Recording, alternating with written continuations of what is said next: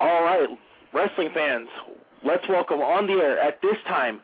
He is a former Pacific Northwest wrestler. He is a former ECW, WCW, WWF, and current TNA superstar. And on August 28th, he's going to be in Paulsboro, Washington. Let's welcome to the air Raven. Raven, how are you doing tonight? I am doing fantabulous. Awesome. Now, you know, we're looking forward to a good interview with you. We've got a lot of people in the chat room that are listening, and some might call in and ask questions. So if you don't mind, let's go ahead and get started. As long as my battery doesn't die, and if it does, then we can try again in like 15 minutes when I get home. Okay, no problem. My first question for you is, was wrestling your first career choice? If not, what was? That's an interesting question. No one's actually really ever asked me that, believe it or not. And yes and no. When I was a kid, that was my career choice. But then I didn't think I'd ever, be able to do it or anything. Just pipe dream.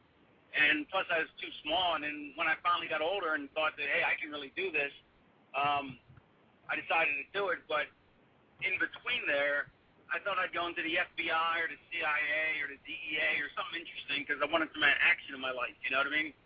And all the good jobs like Indiana Jones and Pirate were taken.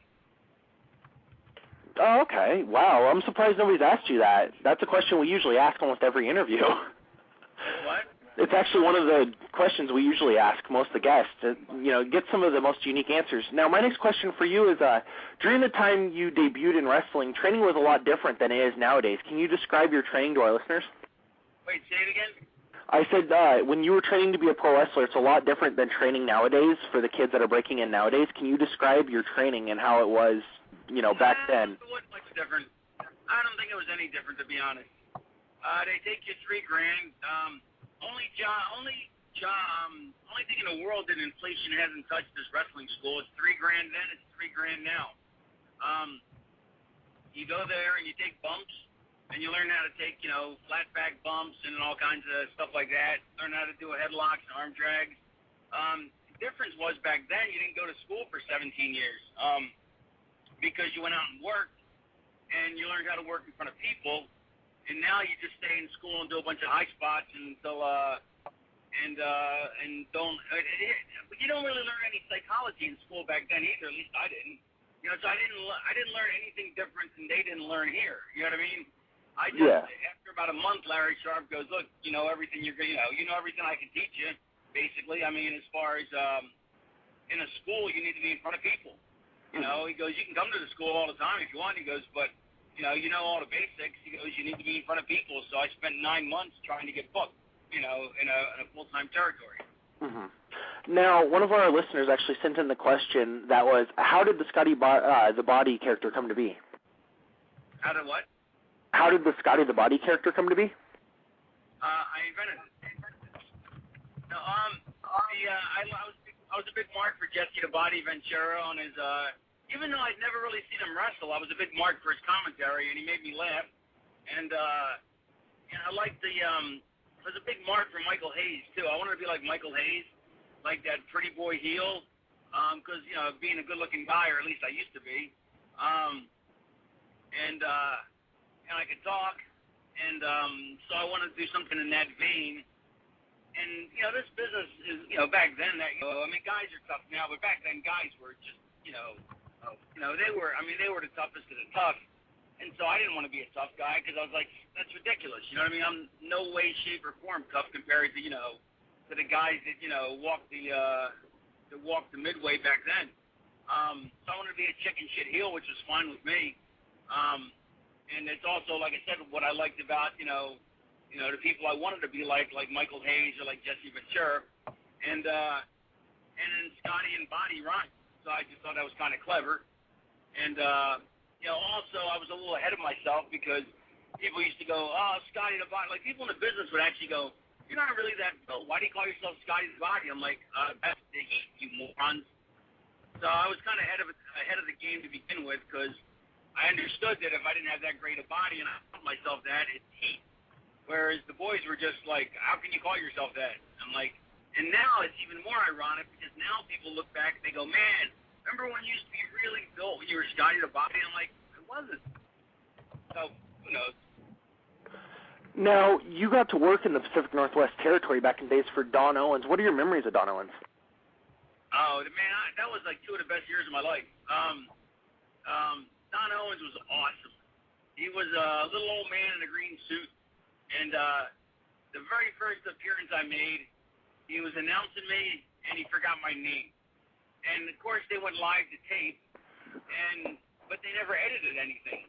So he forgets my name as he's introducing me, and granted, he was one of the most successful promoters ever, and he was a great guy. But, people have brain farts. Forget he's 80 years old then. He forgets my name, whispers in the referees. That's all on camera, all on TV. Whispers in the referee's ear next to him, Sandy Barr, and Sandy Barr walks all the way to the other side of the ring to me, whispers in my ear. I whisper my name back in Sandy's ear. Sandy walks back to Don, whispers in Don's ear, and Don announces me as the sensation of the nation, which those were his words, Scotty the Body. Oh, wow. Now, even forgetting my name, once he found out my name, once he remembered my name, he even threw in a little 1920 freaking appendage to it, the sensation of the nation. That's awesome. Now, one of our next questions. Go ahead. My favorite Don Owens story. Hold on. Sorry. My favorite Don Owens story. Don Owens owned, as anybody knows, he bought a bowling alley, turned it into the Portland Sports Arena. It was a great place to wrestle. It was, I think it held like 3,000 people probably, maybe not. Right? I didn't know what a big, I didn't know how to count houses back then. So I don't know what it held. Not a lot of people. And whenever the place, what's that? How many did it hold? We're probably looking at 3,000. How many people did it hold? About 3,000. About 3,000. About 3,000. I thought. Yeah, you nailed that right on the head. Or 2,500 or more. Yeah. He'd, to celebrate, because he's a generous, promoter, he would buy everybody a beer. Mm-hmm. A big giant cup of beer, which of course he owned a concession, so it cost them all of 1 cent. Not only that, but this is how old school promoter he was, that even though he bought everybody a beer, it didn't cost him any money, he still had to take a sip out of everybody's cup. But it's hilarious. I mean, but the thing is, though, but he honestly was a generous promoter, like payoff guy. He was a really good payoff guy. He was a really good guy, too. He's so easy to mock his voice and make fun of, but he was a really good guy, and I really loved working for the guy. You know what I mean? Mm-hmm. What are your memories of feuding with the late Steve Dahl? What's that? What are your memories of feuding with the late Steve Dahl? My memories of wrestling Steve Dahl? I thought it was a really good feud. I mean, I've been lucky. I've had, really good feuds, I forgot, whenever I talk about me and Dreamer and me and Sandman, I forget that me and Dahl had a really long feud as well, a damn good one. It culminated in our mixed tag program where we let the girls shoot on each other and they threw us out of our own angle. Spent a year building it up and then they threw us out of our own angle. Wow. Now, my co-host Andrew Carlick has a couple questions, so Andrew, go ahead. Yeah, Raven. Speak up a little bit. Now, after you left the Northwest, you went to the Texas-based Global Wrestling Federation. What was the reason they changed your character to the Palm Beach Heartthrob Scott Anthony, and were you against that idea? Because I thought that, that I wanted to get into acting back then. Even back then I wanted to get into acting, and I felt like I needed a last name. You can't just be Scotty the Body. And you need a last name. And I just felt like on the main stage, I got tired of people, I got tired of the whole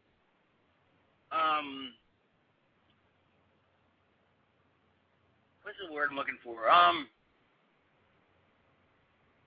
I guess I just got tired of having to respond to every allegation that I had no body. I'm like, what that? It's like instead of trying to explain that that's where the heat is, I'm just like, it's a pain in the ass anyway.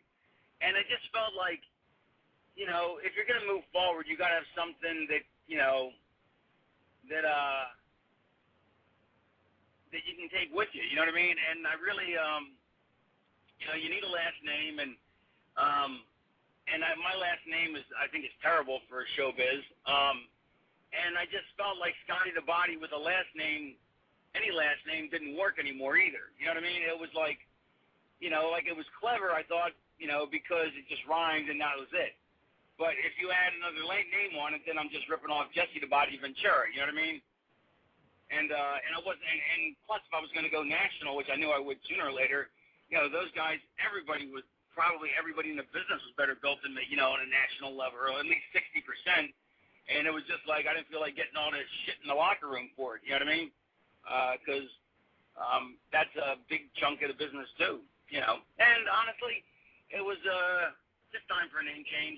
And so I wanted to be and I love the Universal Heartthrob Austin Idol, which to this day is one of my 5 favorite names of all time. And he was pretty much retired at that point, even though I was lucky enough to wrestle him once. And so I went with the Palm Beach Heartthrob. But I'm not a Scott Anthony. It just didn't work, and I just never did come up with a last name that fit me. And then I got given Scotty Flamingo, which was fine. And then I was given Johnny Polo, which wasn't me at all, but hey, I made it interesting. And then I finally found the name that just fit me to a T, Raven, which was my own idea. And if you think about it, flamingo's a bird, Raven's a bird, and Polo in Spanish means chicken. Chicken's a bird, so I got a whole bird theme I got going on. Okay, now after that you went to WCW, and you were one of the early light heavyweight superstars of WCW. Could you give some memories of working with the late Brian Pillman? I was one of the early what? You were one of the early light heavyweight stars of WCW. You had some really great matches with the late Brian Pillman. Could you give some of your memories of working with him? How come you didn't say the late Steve Dahl? I think he did. Oh, he did? Okay. I just thought he said Steve Dahl, but Pillman gets the appellate late. The appellation, I guess, would be the noun. He actually wanted to bring me in, and he, or at least he claims anyway. Brian wasn't above, working you to, to get what he wanted, but not in a mean-spirited way. But I loved Brian. Brian was great. But he wasn't above saying, telling you something to make you feel good about yourself that may or may not have been true, or at least. And maybe that wasn't. Maybe he wouldn't have done that. Maybe he actually meant it. I'd like to think he did. You know what I mean? And who knows? I mean, because his whole thing was that. Actually, I'm going to say that I think he did mean it. But he did mean it, and because he was tired of wrestling with Japanese guys, because he didn't want to be that kind of wrestler. He didn't want to be the stupid X Division guy or cruiserweight guy. Not that there's anything stupid about the X Division. Let me rephrase that. But he didn't want to be the stupid guy that does all high spots. He wanted to be involved in storylines and programs and, and angles that meant something, like the top guys were, because, he knew that how you going to become a top guy unless you're in angles. Otherwise, you're just, a guy who has good matches, which is not what he wanted. Not that he didn't want to have good matches, mind you. So he wanted to bring me in because he knew I was all about, the plot-driven wrestling. And then as soon as I got there, he blew his quads out. He was really bummed about it. He thought, man, this is going to screw the whole thing up, but it actually worked out better because then he learned, because then we had to devote everything to psychology. And so he claims that I'm the one who, taught him psychology, or me and Bruce Hart. I'd like to think Bruce he probably learned more from Bruce only because, he talked to Bruce a lot more, but that's another great compliment I got was, of course, that's the whole thing. You get compliments from dead people, and then when you tell people that, then they're like, well, the guy's dead. We can't really check up on that. But Brian always said that I was one of the first people to really teach him psychology. That I'm one of the reasons he learned it. Because him and Austin used to ride together. Okay. Now after that, after your time in WCW, you went to WWF, which is when you were Johnny Polo managing the Quebecers, and he also did a little bit of commentary there. Your character was a little bit more smartass and entertaining than we were used to.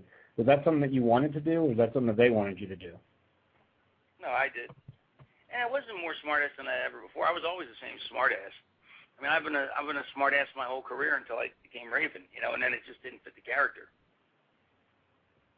I guess that's what I meant, was more of a smartass than we're used to with the Raven character.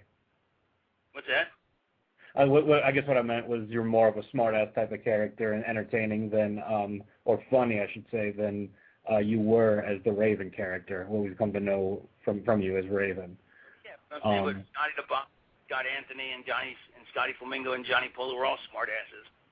Right. Maybe not Scotty so much; he didn't get the TV time. But I was going to say my other great famous great compliment I got from a dead person from that era was Art Barr, who always said that his American Love Machine was patterned after Scotty the Body, because he hated the fact that I would have like the pretty boy gimmick, and as a heel I'd be the pretty boy heel, and I would sell as much merchandise as him and Steve Dahl did as baby faces, and he always wanted to be like a pretty boy heel. And so when he became the Love Machine, that was his not his homage or his takeoff.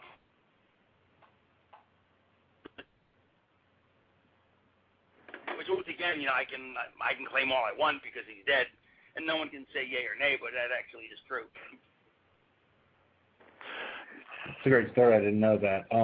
Now, because you were a manager and a commentator, did you want to wrestle while you were in WWF, or was that something that you just wanted to kind of be a speaker?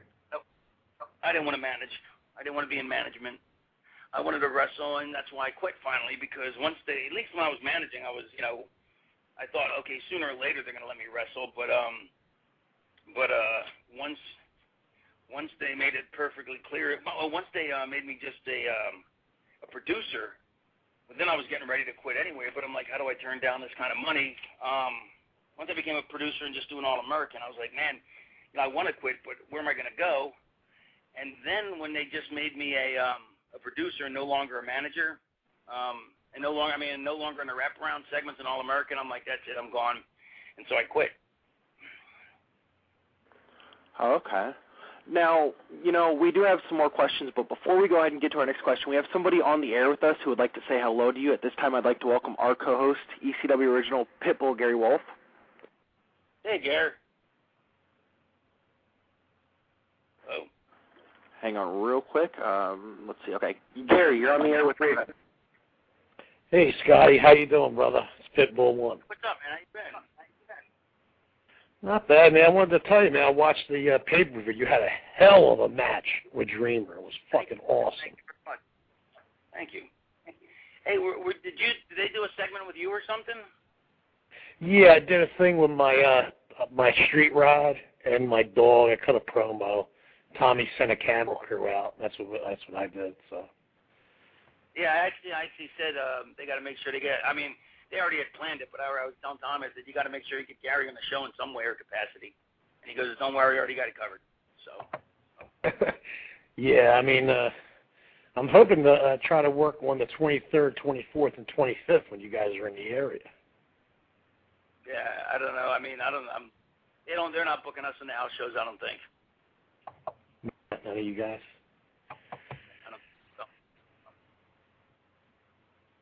Yeah, and Stevie actually looks really good too. I'm surprised Stevie's been working his ass off, huh? Yeah, he's the cardio king. He's in better cardio than Kurt Angle, I think. Really? Wow. Yeah, he's a cardio machine. Yeah, he got in a lot, really good shape. I was surprised. Yeah, well, I mean, not only that, but if I could get him to listen to me, he'd be 15 pounds heavier, and still be in his perfect shape. But as it is, he still looks like $1 million.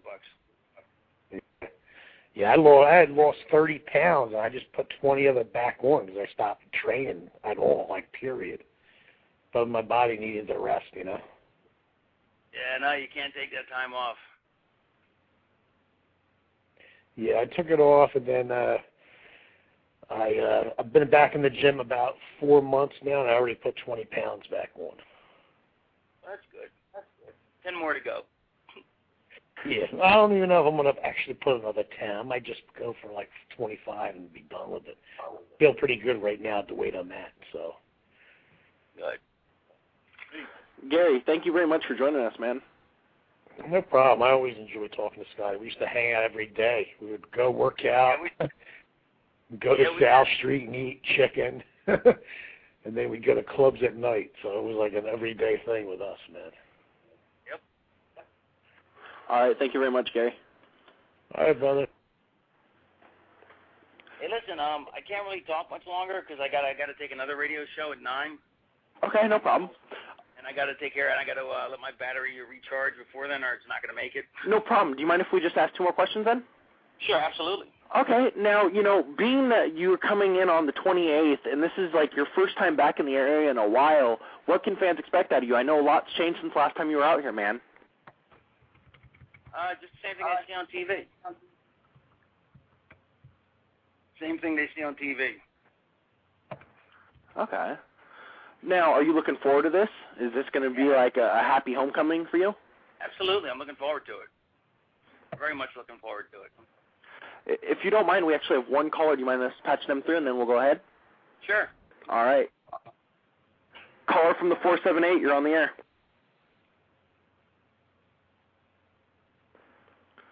All right, or not. Anyways, we'll go ahead and Sam wants to talk to you real quick. So, Sam, go ahead, man. Hey, Reven. Thank you again for being on this radio. Appreciate it. Just want to make a quick plug for everybody that's listening in Paulsboro, Washington on August 28th. Raven rules. It's going to take over the whole show, SCW, all the way, huh? And I got to get that. I got to get the actual address so I can send it to Sullivan because Sullivan wants to come too. Oh, nice. Yeah, we can definitely get that for you here in about 2 seconds. Just texted me when I just texted me tomorrow. Okay, no problem. I'll definitely get you that address. I'll text it to you. Again, just want to make sure everybody knows, August 28th, the Paulsboro, Washington, at the Tribal Center, Raven Rules will be there. I hope everybody will be showing up. I know that all the fans that are listening there now are stoked about hearing from you, too, by the way. On my website, theraveneffect.com, and from there you can go to my eBay store and buy a bunch of crap. Definitely. Good plug, man. Thank you. Hey, Raven, thanks a lot, and I'll text you the address and everything else. Okay, man? All right, bye.